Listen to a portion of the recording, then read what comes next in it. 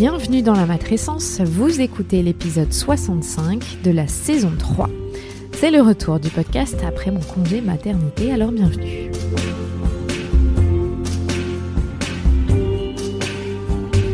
Bonjour à tous et bonjour à toutes. La matrescence, c'est la contraction des mots maternité et adolescence pour expliquer la naissance d'une mère. Et si vous voulez en savoir plus, il suffit d'écouter le premier épisode. Dans ce podcast, on parle du postpartum, du 4e trimestre, de la joie d'être parent, mais de ses difficultés aussi. Bref, on parle de la vie.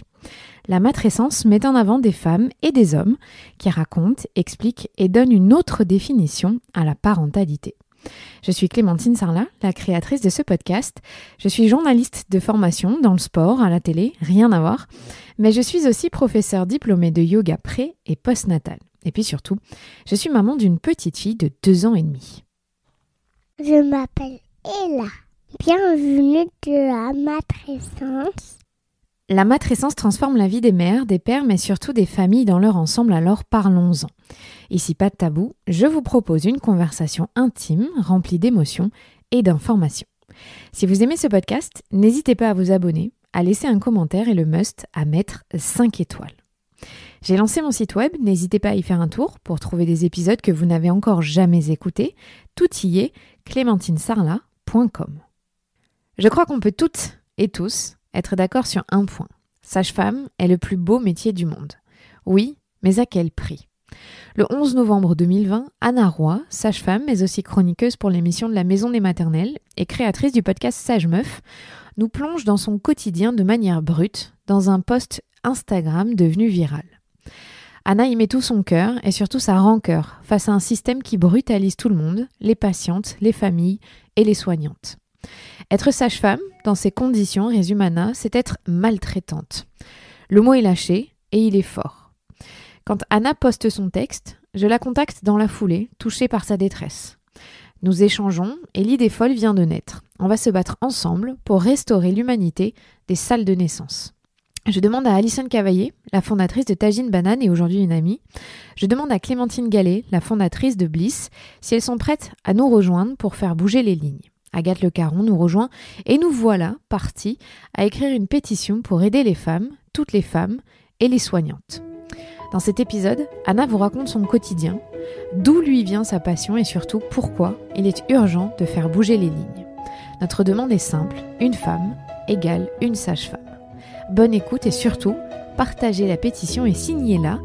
Le lien est dans les notes. Vous pouvez la trouver également sur le compte Instagram de la matrescence ou sur le mien, @clemsarlat. Très bonne écoute.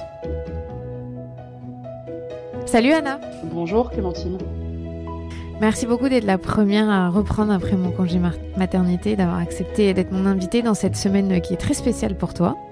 C'est le moins qu'on puisse dire. Mais on va en parler. Alors, est-ce que déjà, donc le podcast, tu sais très bien, s'appelle la matrescence. Est-ce que toi, tu connaissais ce mot, la matrescence ? Non, absolument pas. Je ne connaissais pas. Enfin, si, je l'ai découvert il y a je ne sais pas combien de temps. Je le découvre pas aujourd'hui, bien sûr. Non, je le découvre pas aujourd'hui, mais je l'ai connu, je sais pas. Mais est-ce que c'est toi qui l'as inventé ? Je me suis posé la question, à vrai dire. Non, c'est pas moi qui l'ai inventé. C'est une anthropologue américaine dans les années 70, mais on n'en parle pas en France, c'est pour ça. Mais je crois que c'est toi qui l'as démocratisé pour le coup. Oui, sûrement, avec le podcast, ça aide. Est-ce que, en tout cas, ça t'évoque quelque chose, toi, en tant que mère, ce mot ? Ah bah oui, évidemment. Enfin, alors moi, je suis la première à dire que la naissance d'un enfant, la venue dans sa vie d'un enfant est la plus grosse des déflagrations. Enfin, moi, j'ai trouvé ça beaucoup plus fort que l'adolescence encore. Ah non, j'ai trouvé ça fou. Et à vrai dire, je suis un peu orgueilleuse. Je pêche des fois par excès d'orgueil. J'ai pensé que, en étant sage-femme, en ayant un peu tout vu, tout vécu, et en bossant 70 heures par semaine, j'allais surfer très facilement sur la venue d'un enfant. Ça allait très bien se passer. Et ben non, je me suis pris la claque de ma vie, quoi. C'est la chose la plus... Ah oui, en fait, quand même, dis-toi que pour nous, patientes lambda, c'est rassurant de se dire que même les professionnels de la santé qui côtoient tous les jours des femmes enceintes et des nouvelles mamans prennent aussi une claque. Oh la vache, c'est quand même rassurant. Mais la claque de ma vie. Je m'en suis toujours pas remise, je suis toujours pas debout. Hein. Ça fait 4 ans que mon premier est né et je suis toujours pas relevé quoi de cette claque. Donc non, je trouve ça c'est dingue. Je comprends pas comment c'est possible c'est fou. C'est la chose la plus folle qui m'ait été donnée à vivre. Et est-ce que justement, et j'imagine que la réponse est oui, mais d'avoir eu tes 2 enfants a changé ta façon de voir ton métier de sage-femme? Alors oui, on me pose souvent la question, on me dit, est-ce que tu es une meilleure sage-femme depuis que tu as accouché? Alors je crois que non. Je crois profondément que non. Pourquoi? Parce que le fait d'avoir 2 enfants à la maison, je pense énormément à eux. Et du coup, j'ai le sentiment de ne pas avoir la même disponibilité psychique pour mes patientes. Donc je dirais que je suis une moins bonne sage-femme, même si les femmes ne sont pas d'accord avec ce que je dis. Mais enfin, mes patientes disent ça, elles ne sont pas d'accord, elles disent que ça n'a pas changé pour celles que je suis depuis un certain temps. Mais moi, je suis persuadée d'être moins bonne sage-femme, parce que je pense trop à mes enfants. Alors qu'avant, j'étais complètement donnée à mes patientes, si vous voulez. Il y avait j'avais donné toute ma vie pour elles. Là, évidemment, j'ai envie de rentrer vite. Puis même, je pense à eux, quoi. Dès qu'il y en a un qui est malade, je l'ai dans la tête, vous voyez. Ouais, en fait, t'es vraiment dans l'ambivalence maternelle. Wow, classique, quoi. C'est ça. Et puis, comme toutes les femmes, j'ai l'impression de jamais être là où il faut. Quand je suis avec mes enfants, j'ai le sentiment qu'il faut que je sois avec mes patientes. Quand je suis avec mes patientes, j'ai l'impression qu'il faut que je sois avec mes enfants. Bref, ma vie est un éternel sentiment de culpabilité sur la durée et tout le temps. Alors, tu disais, tu travaillais des fois 70 heures par semaine. Est-ce que tu peux m'expliquer déjà à la base pourquoi est-ce que tu as voulu être sage-femme? Alors ça, oui, moi j'ai toujours voulu. C'est-à-dire que j'ai toujours été fascinée par la naissance.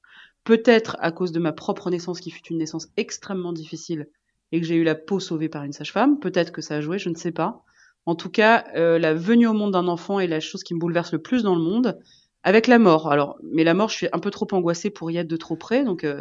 Mais la naissance, non, ça me bouleverse. Enfin, la naissance, il y a rien de mieux au monde. Donc oui, non, j'ai toujours su que je voulais être là pour voir ça, et j'ai pas été déçue. Donc déjà petite? Ouais, petite. Après, dater exactement, ce serait malhonnête de dire genre à 8 ans j'ai eu une illumination. Mais j'ai toujours dit ça à mes parents, ouais. Que je voulais faire naître des bébés. Et d'ailleurs, je voulais être obstétricienne jusqu'au jour où on m'a fait faire une garde d'observation alors que j'étais encore très jeune, à 17 ans. Et là, j'ai compris que c'était pas les obstétriciens qui faisaient les naissances, mais que c'était les sages-femmes. Et là, je me suis dit, ah bah en fait, c'est sage-femme. Alors, je me suis trompée. Ah oui, toi aussi, t'étais déroutée par qui fait quoi en salle de naissance. Ouais. Est-ce que tu es d'accord quand on dit que sage-femme, c'est le plus beau métier du monde? Oui, mais bon, je suis pas très objective. Bien sûr que c'est le plus beau métier du monde, c'est le plus humain, c'est le plus... Oui, assurément oui, parce que c'est à la fois une profession médicale, à la fois une profession symbolique, à la fois une profession... Enfin, on est sur tous les plans de l'individu. La femme, quand elle vient accoucher avec toutes ses valises. Son histoire familiale, sa spiritualité, son corps, sa tête, son amoureux ou son amoureuse. Enfin, c'est d'une complexité folle et ça rend le boulot très passionnant. Et même quand les bébés meurent, parce que ça arrive, et ça arrive même souvent, c'est vraiment passionnant que les enfants naissent ou qu'ils meurent. C'est un magnifique métier. Vraiment, mais bon, je suis pas objective. Ouais, vous allez me dire, ouais, bah, la pauvre, elle est sage-femme, évidemment. Bah oui, je suis pas objective, mais c'est pas grave. Est-ce que pendant tes études, tu as eu un sentiment de déception par rapport à l'image parfaite que tu t'en faisais d'être sage-femme, ou au contraire, tu as été plongée dans une réalité qui était palpitante? Ah non, moi dès la première garde, waouh, je me suis pris la claque. Non, moi tout de suite, alors j'ai trouvé que les conditions d'exercice et que certaines sages-femmes étaient très dures, qu'elles avaient été rendues très dures certainement par des exercices qui sont des fois très difficiles. Mais non, j'ai pas été du tout déçue. Non, j'ai trouvé ça très dur, mais j'ai jamais été déçue. Ça m'a fait grandir en accéléré, ça a été très dur. C'était le décalage avec mes amis qui faisaient des écoles de commerce ou qui avaient d'autres, des grandes écoles d'ingénieurs, etc. Donc j'étais en parfait décalage avec eux. Ça, c'était un peu difficile, mais non, j'ai pas été déçue, au contraire. Oh, j'étais super contente. Comment est-ce que tu te décrirais, toi, en tant que sage-femme? Oh, alors là, ça, c'est pas facile comme question. Brave, ça, c'est un mot. Brave, gentille, un peu chiante, un peu exigeante aussi, avec moi-même et avec les autres, j'ai un peu chiante. J'adore les étudiants. Non, je dirais brave. S'il y avait qu'un mot, ce serait brave. C'est souvent mal connoté ce mot, mais à tort. Je trouve ça, en fait, être brave, c'est plutôt c'est bien. C'est sympa. Brave, je suis brave. Moi, je suis d'accord. Quand tu as commencé ce métier, est-ce que tu te voyais exercer à l'hôpital, en maternité ou en libéral? Qu'est-ce qui te motivait le plus quand tu as débuté? Ah non, à l'hôpital. Moi, j'étais la sage-femme de l'urgence, j'étais la sage-femme j'adorais le côté très excitant de la salle d'accouchement. J'ai été la sage-femme par excellence de salle d'accouchement, avec la gestion des urgences, le côté très exaltant de la chose. Ça va très bien avec la jeunesse. Souvent, on me dit, la jeunesse, c'est fait pour faire la fête, surtout en ce temps de Covid. Ah, ça, vous pouvez pas savoir comment ça m'agace, parce que c'est exactement l'inverse. La jeunesse, c'est le temps de l'engagement et du service aux autres. Et la salle d'accouchement est un superbe lieu pour que la jeunesse se déploie, par exemple, ou les services d'urgence, ou les blocs opératoires, ou les champs de bataille quand on fait la guerre. Enfin, je veux dire, la jeunesse, c'est le moment de l'engagement, et le fait d'être sage-femme permettait ça. J'ai adoré ça. J'ai adoré l'hôpital. J'adore l'hôpital. C'est un lieu merveilleux. Avec plein de défauts, mais peut-être on en parlera, mais oui, c'est-à-dire que les conditions de travail font que, en fait, vous pouvez pas prendre en charge correctement les gens, voilà. Donc ça, c'est intolérable, parce que c'est vrai que quand vous travaillez à l'hôpital, vous acceptez d'être payé, de pas être payé, vous acceptez de rogner sur votre vie familiale et votre vie privée de façon assez drastique, hein. Et donc, quand en plus on vous demande d'être dans une semi-maltraitance, ça commence à faire beaucoup. Alors les années passent et puis on se dit non, là je peux plus, quoi. Il y a un moment, on n'y arrive plus. Les 3 mis bout à bout, ça fait trop. On va évidemment en parler par la suite. Mais j'aimerais, avant qu'on ouvre ce chapitre dans le podcast, que tu me dises ce que tu préfères dans ton métier quand même. Alors, il faut que je retienne une chose. Non, vas-y, je t'en prie. Alors, c'est le lien qui se crée avec les gens. C'est vraiment un lien qui est indéfinissable, et un lien à la fois très fort, à la fois très discret. Je sais pas, c'est un lien presque surnaturel, un lien que je ne peux même pas décrire. Mais j'ai avec mes patientes, avec mes anciennes patientes, des liens très forts. J'ai été leur Sherpa. Moi, j'aime beaucoup dire que je suis la Sherpa des femmes. Ça me plaît beaucoup comme idée. C'est-à-dire qu'elles sont au pied d'une montagne, je prends leur sac, je monte avec elles, mais c'est elles qui font le trajet, évidemment. Je les monte en haut de la montagne, et puis quand elles découvrent leur nouvelle vie et l'horizon qui est leur nouvel horizon, je m'en vais discrètement. J'aime beaucoup cette idée de Sherpa, même si les gens disent « Oh, mais c'est nul d'être un Sherpa ». Moi, je trouve ça super d'être un Sherpa, ça me plaît beaucoup, de porter les sacs des autres. Donc, moi, c'est ça, pour moi, être sage-femme. Ok, c'est une belle image, je trouve. Et puis, t'es témoin quand même de la mise au monde d'un nouvel être puis humain. Attendez, puis regardez la femme qui découvre ce nouvel horizon, ou les parents, parce qu'ils montent à 2, hein, souvent. Waouh, c'est magnifique. Ça, c'est magnifique. Alors, il n'y a pas que des choses magnifiques dans ton métier, et c'est exactement ce que tu as voulu pointer du doigt le 11 novembre dernier dans un post Instagram où tu décris une garde qui peut-être peut paraître banale aujourd'hui pour certains et dans ton métier, mais qui t'a fait prendre une prise de conscience. Est-ce que tu arrives à comprendre aujourd'hui avec un peu de recul pourquoi tu as eu un déclic ce jour-là ? Oui, je crois. Alors non, j'arrive pas à comprendre. Mais en tout cas, je me rappelle quand j'ai écrit ce texte où je décrivais cette garde, où j'avais donc 3 patientes critiques, on pourrait dire en même temps, plus les urgences en salle d'attente. Je disais, à chaque fois que j'écrivais une phrase, je disais, le système, qu'est-ce qu'il est maltraitant avec nous? Qu'est-ce qu'il est maltraitant avec nous? Et puis tout d'un coup, il y a eu un renversement de truc, je sais pas pourquoi, cette matinée-là, où je me suis dit, mais non, Anna, c'est toi qui poses les actes, ma poule, c'est toi. Malheureusement, c'est toi. C'est le système qui est maltraitant avec toi, mais c'est toi qui est maltraitante. Ça a été très, très dur. Très dur. Jamais j'aurais pensé pouvoir dire ça un jour. Jamais. Tu regrettes d'avoir prononcé ces mots ? Non. Non, parce que c'est la vérité. Je les assume. C'est très dur à porter pour moi. Ça, c'est très, très dur. Là, j'en ai même... je trouve ça très lourd. Y a beaucoup de gens qui disent « Ah, la vie est ironique parce que c'est toi qui prends ces mots, alors même que tu t'es battu, tu te bats comme un chien pour que les... C'est vrai que c'est ironique, la vie est ironique. Mais non, j'assume. Qu'est-ce que tu veux que je dise ? J'assume. J'ai été maltraitante, qu'est-ce qu'il faut ? C'est la vérité, hein. Pas mentir aux gens. Et tu dis aussi, je trouvais ça très intéressant, que tu t'es excusée auprès des patientes et des familles, et que à chaque fois, leur réaction, c'est « mais non, vous inquiétez pas, vous avez fait ce que vous pouvez ». T'as ce sentiment aussi que les patientes, finalement, quand il y a une communication... nous, femmes, on est capable d'accepter, de dire « Ok, je comprends, ça a été dur pour moi, mais si vous m'expliquez, je suis capable de comprendre. » Alors oui, ça, malheureusement, tous les professionnels ne le font pas, parce que des fois, par pudeur, Mais il faut savoir aller dire je suis désolée. En fait, il faut expliquer aux gens. C'est pas toujours un réflexe que les professionnels ont, mais il faut être très transparent avec les patients, à mon sens en tout cas. Dire voilà, là j'ai 2 urgences sur le feu et dire quelles sont ces urgences, même si les mots sont difficiles à entendre. Je pense qu'il vaut mieux dire la vérité pour qu'ils comprennent ce qui est en jeu. Parce que là, ce que j'ai vu dans les milliers de témoignages que j'ai, c'est qu'en fait les femmes ne pensaient que elles ne savaient pas que ça pouvait exister une situation comme ça. Elles découvrent avec mon poste, alors que c'est des situations quotidiennes pour les sages-femmes, que des situations comme ça peuvent exister. Et en fait, ces situations sont très fréquentes. Une femme, si vous voulez, qui accouche sans péridurale, devrait bénéficier d'une sage-femme tout court. En fait, une femme sans péridurale ne peut pas être. Il faut qu'il y ait une sage-femme. Bon, on va pas discuter 105 ans. On peut pas suivre 2 femmes qui accouchent sans péridurale. C'est pas possible. Mathématiquement, c'est pas possible. Donc, les femmes ont découvert ça. Ça m'a beaucoup touchée. C'est que tout d'un coup, c'est comme si le dialogue avait été retissé en ayant mis ce genou à terre. Il y avait une fracture. Il y avait une fracture. Je crois il y a une fracture. Et moi, je l'ai vécu moi-même en tant que patiente en allant aux urgences. Je pouvais pas m'empêcher d'en vouloir au toubib de certains agissements parce qu'il m'a annoncé un diagnostic qui était très désagréable à entendre et il s'est cassé. Et il s'est cassé parce qu'il avait pas le temps de rester. Mais j'aurais aimé qu'ils me disent, je suis désolée, Madame Roy, je ne peux pas rester parce que, voilà. Mais je m'en excuse. Et ça, je crois que c'est très important de dire aux professionnels qu'il faut le dire.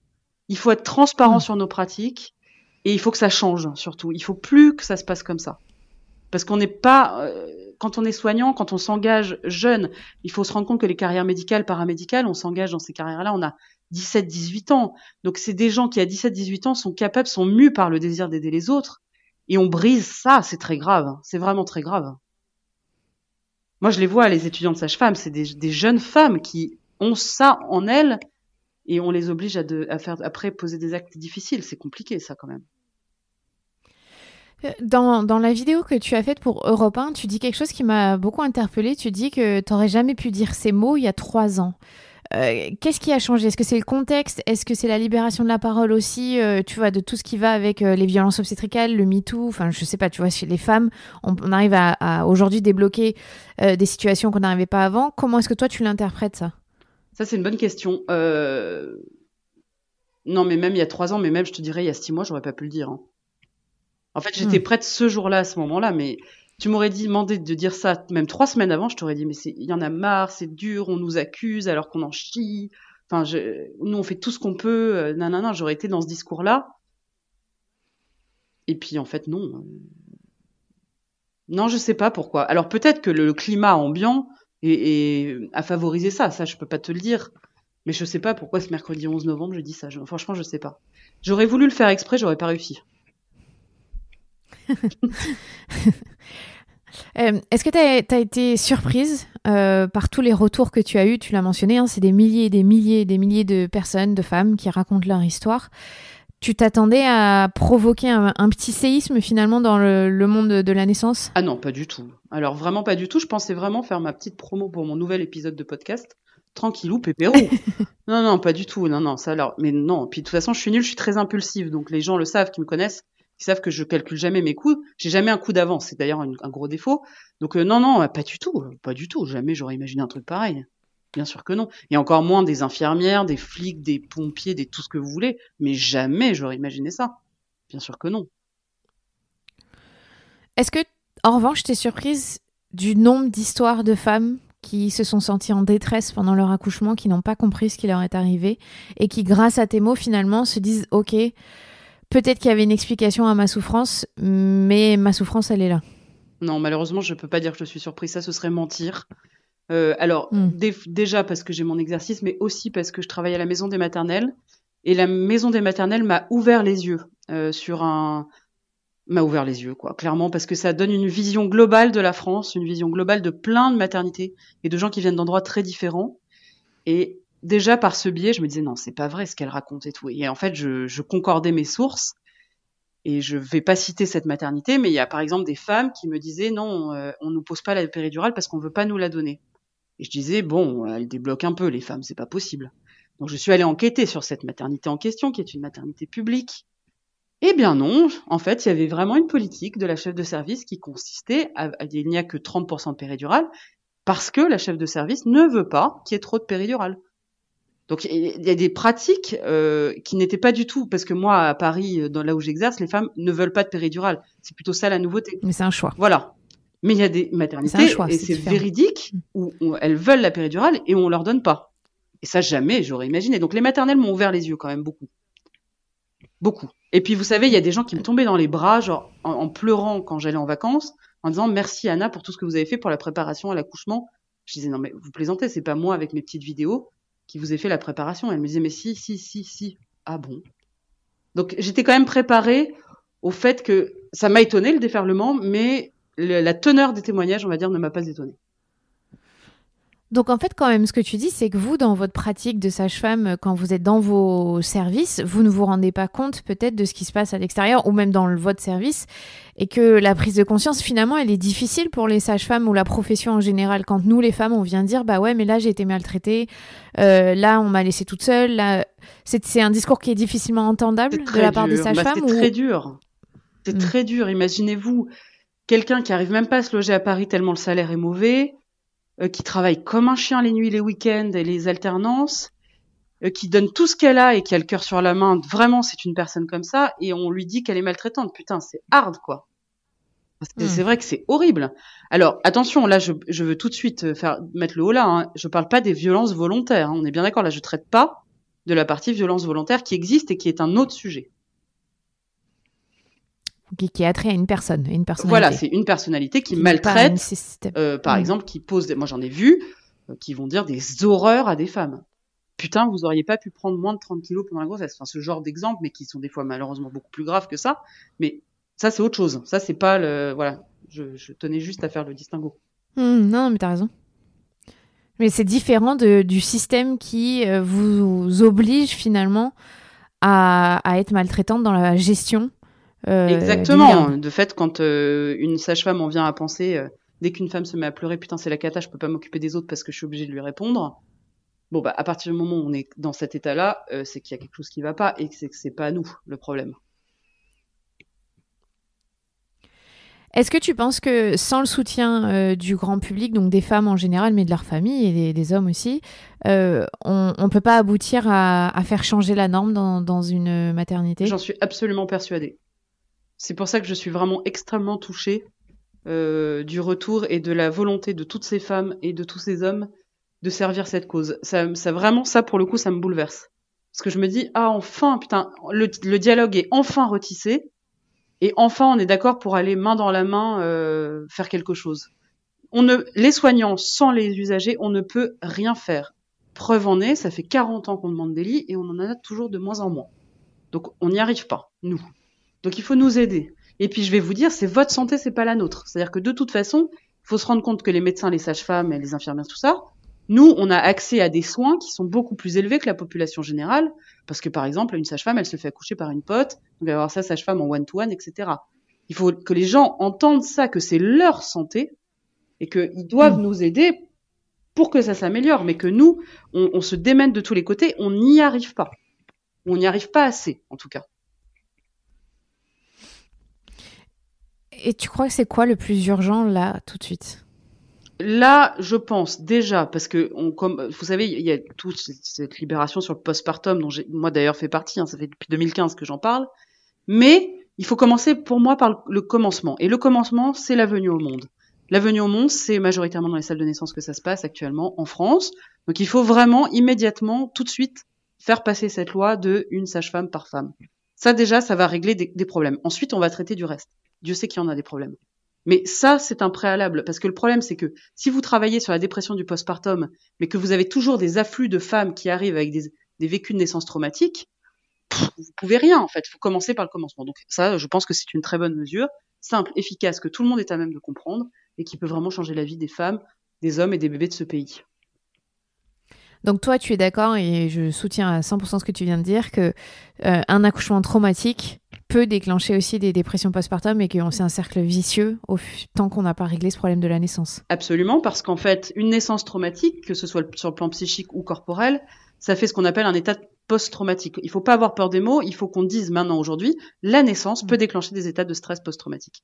Cet état de stress post-traumatique, si vous êtes bien accompagné à domicile, mais c'est souvent pas le cas, on arrive à travailler dessus, etc. On peut arriver à recoller les morceaux rapidement, mais le plus souvent, on n'y arrive pas. Et donc, on se retrouve avec des états psychiques qui sont border, qui traînent dans la durée et qui peuvent mener à une dépression du postpartum. Absolument, oui. Je le pense sincèrement.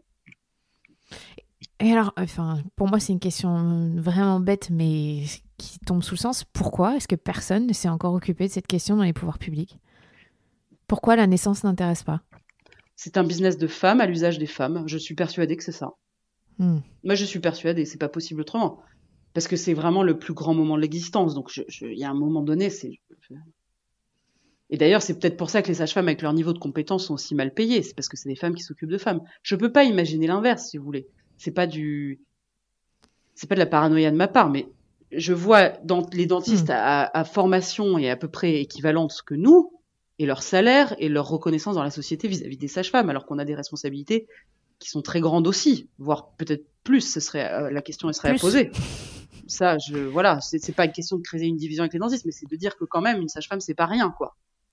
Donc c'est très étonnant qu'on soit payé comme ça. Donc je peux pas m'empêcher de penser que oui, c'est parce que c'est un business de meuf, bien sûr. Et tu penses qu'on a le pouvoir aujourd'hui de faire changer les choses ? Je te parle de ça parce que toi, tu connais l'histoire, mais le grand public sûrement pas. Mais en Angleterre, c'est ce qui s'est passé. C'est les femmes qui ont dit « Stop, on en a marre maintenant d'être maltraitées à la naissance, il va falloir faire quelque chose. » Et ça a changé la politique des pouvoirs publics. Est-ce qu'en France, on peut être sur le même schéma culturellement ? C'est faisable ? Moi, je pense que c'est ce que j'en parlais ce matin avec... quelqu'un du Conseil de l'Ordre des sages-femmes, je pense que là, l'opinion, comme on appelle ça, c'est pas très joli comme mot, mais c'est comme ça qu'on appelle ça, l'opinion est prête. Et les pouvoirs publics doivent être prêts et doivent maintenant entendre que là, vraiment, les gens sont prêts pour ça. Ce changement doit s'opérer vite et ça doit être un changement. Enfin, pour moi, je vois pas pourquoi on en discute. C'est une revendication de sage-femme, en fait, depuis très longtemps. Bon, maintenant, il faut arrêter, quoi. Enfin, je veux dire, il n'y a pas de... Moi, je pense que l'opinion est prête pour ça, ouais.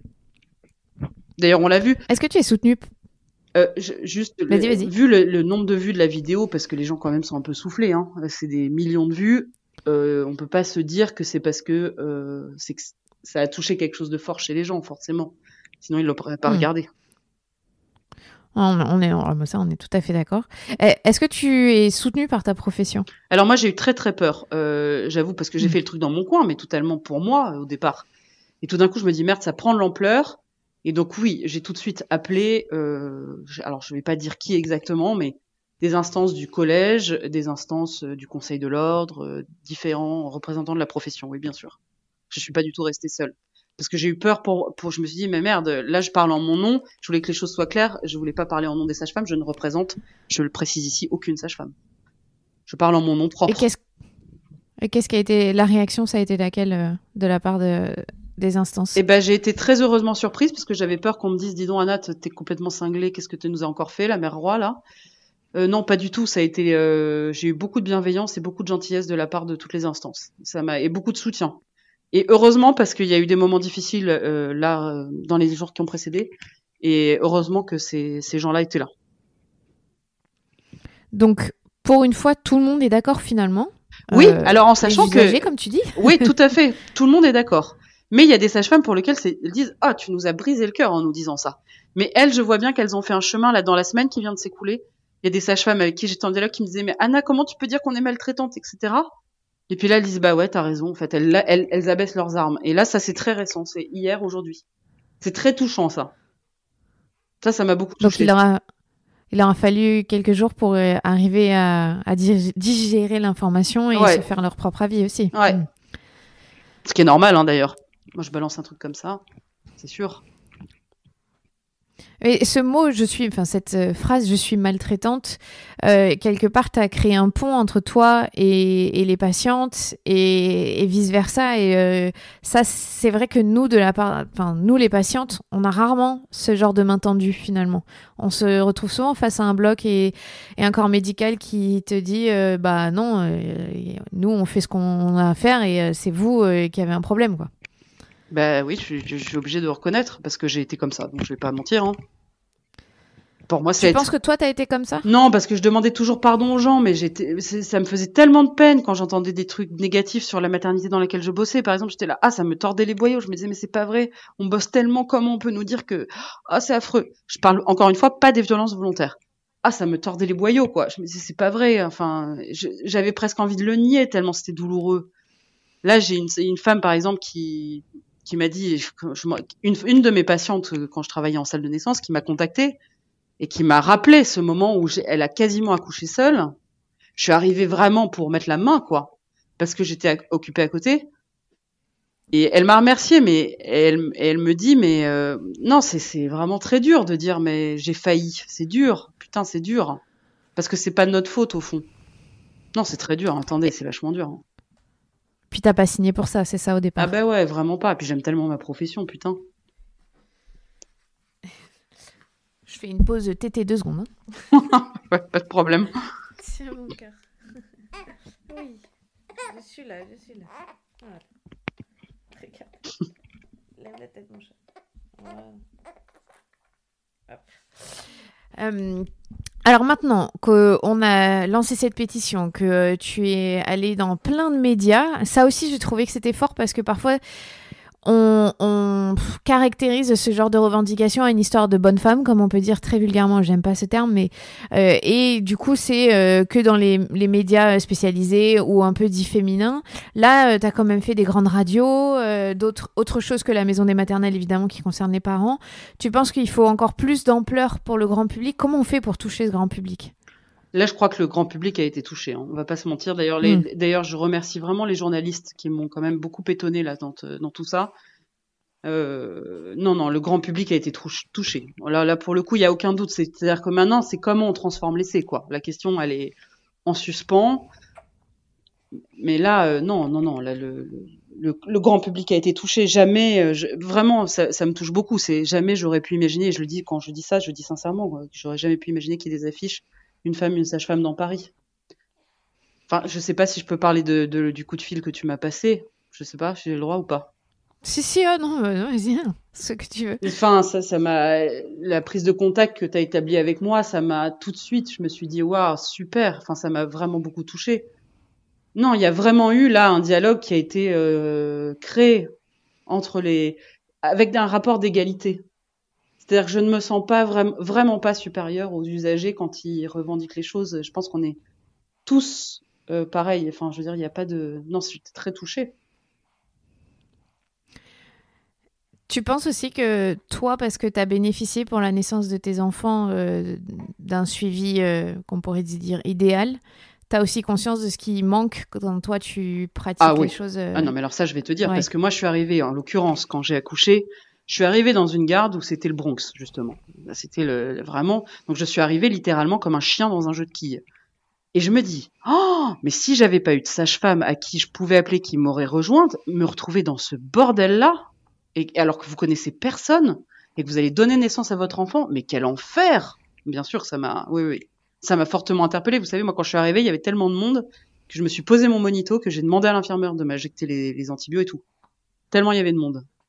Parce que j'avais perdu la poche des os, le liquide était teinté, donc il fallait quand même agir. Et la sage-femme pouvait pas agir. Elle a pu agir rapidement, mais pas rapidement. Donc, oui. D'ailleurs, mon mari qui était là, il a dit, mais c'est complètement délirant, là. Il y a personne pour te recevoir, en fait. Tu viens, t'as perdu la poche des os, le liquide est teinté, il y a personne. Bah, je dis non, il y a personne, comment veux-tu qu'elles fassent? Elles peuvent pas être, non, il y a personne.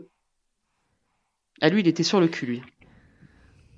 Est-ce que dans vos études, on vous apprend à hiérarchiser les urgences quand il faut s'occuper de femmes dont on parle qui vont donner la vie quand même et à verbaliser des choses comme tu le dis là? Est-ce que c'est un manque de formation aussi ou c'est personnel à chaque soignant? Non, ça je veux pas croire que ce soit un manque de formation. On accuse toujours la formation. Mais alors, en fait, le problème c'est que si la formation, elle se fait sur les terrains de stage essentiellement. Le savoir-être, il s'apprend en ce terrain de stage. Et pour ça, il faut se retrouver dans des situations où les sages-femmes peuvent développer leur savoir-être. Alors évidemment, si elles ont toujours des conditions d'exercice pourries, vous voyez pas, ou très peu des sages-femmes qui ont un savoir-être. Mais non, ça c'est dans les stages que ça s'apprend, c'est pas dans les bouquins. Comment on annonce à une femme qu'un enfant est mort, c'est pas dans les bouquins que ça s'apprend. C'est en terrain de stage. Et est-ce que tu as la sensation que la formation sur place, en stage, elle est assez forte? Parce que comme tu dis, vous êtes très jeune quand vous arrivez, même si vos études sont quand même longues, hein, vous faites 5 ans. Est-ce que c'est assez fort tout ça pour vous donner les clés pour agir face à un public qui est fragilisé ou non? Je sais pas, moi je suis trop optimiste peut-être, mais moi je trouve que les étudiants, ah oui peut-être, c'est vrai, hein. Ouais, je trouve que les étudiants de sage-femme, on aimerait pouvoir faire plus de compagnonnage, ça c'est vrai, parce que du coup comme on bosse comme des chiens, on n'a pas le temps de faire assez de compagnonnage, ça c'est certainement vrai. Mais les étudiants de sage-femme, elles sont super, hein. Franchement, dans l'immense majorité des cas, c'est des waouh. Elles nous suivent, elles apprennent, tac, elles observent, oui. Après, est-ce qu'on a assez de temps? Non, bien sûr qu'on n'a pas assez de temps. Bien sûr que j'ai pas eu assez de temps pour expliquer des trucs que je pensais fondamentaux et que j'ai pas pu expliquer, bien sûr. Toutes les sages-femmes vous le diront. Des fois, on est frustrés. On aimerait pouvoir expliquer, je sais pas, des trucs, des détails qui en fait, n'en sont pas, mais on n'a pas le temps. Mais c'est pas en tout cas sur la formation théorique que ça se joue, je crois pas. Mais le fait qu'il y ait une sage-femme, une femme, ça peut aussi aider dans la formation. Ah bah ça change tout. Ça change tout. Voilà. Typiquement, là, moi je m'imaginais hier prendre une femme tranquille en charge complètement avec une étudiante sage-femme. Et ben voilà, on pourrait même discuter à 3, ce serait hyper intéressant. On discute entre l'étudiante, moi et la patiente. La patiente qui pourrait apprendre à l'étudiante, qui du coup aurait vachement de temps. Moi qui pourrais dire, ben voilà, ça c'est là du travail, tu vois, c'est bien de masser telle zone, d'essayer de faire telle posture, etc. Ah ouais, ce serait génial. Et concrètement, alors, dans les faits, si on arrivait à obtenir cette revendication, une femme, une sage-femme, vos gardes, c'est à peu près 12 heures. On sait que le travail pour une première naissance, ça peut être bien plus long. Comment est-ce qu'on procéderait? Ça veut dire qu'il y aurait 2 sages-femmes, finalement, qui se donneraient le relais, mais là, vous auriez vraiment le temps de faire le passage? Exactement. Entre Alors déjà, je vais gardes. vous dire que quand une femme aime bien une sage-femme, en général, elle se débrouille pour accoucher avant la fin de sa garde. Et je dis pas ça pour rigoler. À part les travails extrêmement longs, extrêmement pathologiques, hein, on est bien d'accord, mais globalement, les femmes accouchent avant qu'on parte. Et donc, c'est génial, ça. Et sinon, oui, il y aura un passage de relais, mais qui se ferait très bien, puisqu'on aurait que, t'imagines, qu'une patiente à se passer. Oh, le pied. Mais le pied. Du coup, j'aurais le temps de lui parler de tout. Non, mais ce serait trop bien. Et qu'est-ce que tu penses aussi de la revendication que certaines ont d'avoir cet accompagnement global? Est-ce que c'est possible en maternité? Alors ça, oui, bien sûr qu'il faut le généraliser. Ça, je sais pas comment il faudrait s'organiser, mais il faudrait que ce soit possible, qu'on puisse venir avec moi, ça me frustre terriblement en libéral. C'est pas pouvoir aller avec mes patientes en plateau technique de façon facile et de les accoucher. Ce serait beaucoup plus simple, en effet. Mais de toute façon, ça ne sera pas possible pour toute la population française, je pense. Donc il faut, de toute façon, qu'il y ait une sage-femme par salle en salle d'accouchement. Faut être réaliste. Il y a beaucoup de femmes qui ont des pathologies, il y a beaucoup de bébés qui ont des pathologies. Donc il y a beaucoup de gens qui ont besoin d'être pris en charge dans des hôpitaux. Moi, j'ai pas cette vision-là. Puis les petits oiseaux, la nature est bien faite. Hein. Je veux dire ça, vous pouvez pas demander à une sage-femme d'être comme ça. Donc. Mais tu te bats quand même pour qu'il y ait plus de maisons de naissance, par exemple. Ah bah c'est génial, évidemment. En fait, j'aimerais me battre pour que les femmes aient vraiment le choix. Accouchement à domicile, accouchement en maison de naissance, accouchement en plateau technique avec quelqu'un, accouchement en maternité de niveau 3 si besoin. Enfin, que les femmes choisissent, quoi, qu'elles soient pleines, responsables de leur choix et qu'on les éclaire pour ce choix et qu'elles le fassent vraiment en toute liberté. Ça, ce serait super, quoi. Ça, c'est vraiment... Parce que moi, il y a des femmes qui elles disent, moi, je vais accoucher en niveau 3 parce que ça me rassure et j'entends très bien. Et puis celle qui veut accoucher à domicile, je l'entends très bien aussi. Vous voyez, il n'y a pas de... C'est pas à nous de porter des jugements. Le tout, c'est que la femme puisse faire le choix qu'elle sent être le bon pour elle et pour son bébé. Et pour sa famille, de manière générale. Et toi, tu as la sensation que depuis plusieurs années, on a de moins en moins de choix? On n'a pas... Ça se dégrade, en tout cas? Bah oui, c'est-à-dire que le plus souvent, comme les maternités ont fermé, il y a beaucoup de femmes qui se retrouvent à accoucher dans des grosses structures alors qu'elles en ont pas du tout envie. Ça, c'est vrai, incontestablement. Mais en même temps, les maisons de naissance, c'est génial. Vous voyez, enfin, il y a des trucs à la fois très positifs et des trucs très négatifs. Et est-ce que à peu près, tu sais, il faudrait recruter beaucoup de sages-femmes pour pouvoir avoir une femme, une sage-femme? Alors là, ce qui est intéressant, c'est que moi, les chiffres, c'est pas quand même ma première qualité. Je sais que c'est réaliste. Donc en fait, ce qu'il faut là maintenant, c'est le collège, le conseil de l'ordre et des sages-femmes qui sont aussi chercheuses peuvent travailler sur la question et vont le faire, je pense, pour donner des chiffres, pour dire que c'est vraiment très important, même scientifiquement, première chose, et que c'est faisable aussi dans les chiffres. Oui, enfin d'après ce que j'ai compris, c'est tout à fait faisable. Peut-être pas en 6 mois, mais en l'espace de 2-3 ans. Toi, tu parles de 2-3 ans. Qu'est-ce qu'on peut faire alors en attendant pour améliorer les conditions de naissance ? Non, mais alors attends, parce que moi, je suis pas spécialiste du tout de la question. Là, je te dis 2-3 ans, j'en sais rien. Si ça se trouve, c'est faisable en 6 mois. Hein. Donc non, il faut pas me faire dire, j'en sais rien. Par exemple, je vois très bien déjà une amélioration très rapide. Par exemple, on peut se dire que là, dans les prochains mois, on met 2 sages-femmes de plus par garde. Donc ça fera pas pile une sage-femme par salle d'accouchement, mais déjà, on va améliorer grandement la situation. Mais ça, il faut y réfléchir. Mais je pense qu'il y a des solutions rapides à trouver qui déjà vont changer la face du monde. Après, pour avoir une sage-femme par salle d'accouchement, ça, je pense qu'effectivement, ça peut prendre 2 ans, par exemple. Tu as interpellé le président de la République dans la vidéo sur Brut en lui disant que la façon dont on fait naître une personne et comment elle meurt, ça dit beaucoup d'un pays. Qu'est-ce que tu penses de la France en ce moment ? Ah moi, je suis très choquée, moi. Mais bon, après, je suis une... Non, mais c'est...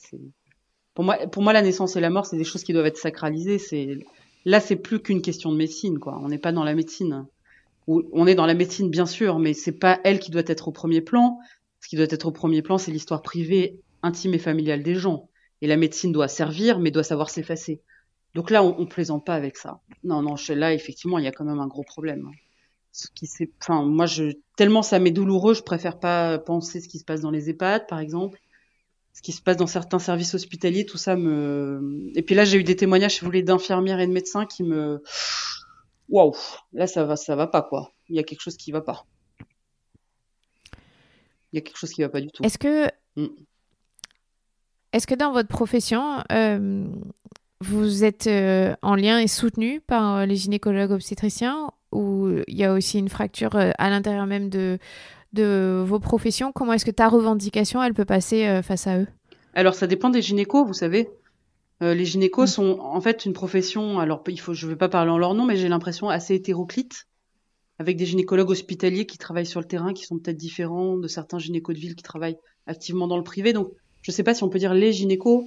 Je sais qu'il y a des gynécos qui soutiennent le fait, et ne serait-ce que parce que ça va les aider eux, qu'il y ait une sage-femme par femme, hein, soyons clairs. Pour eux, ça va être moins de travail, ça va être moins désagréable les gardes.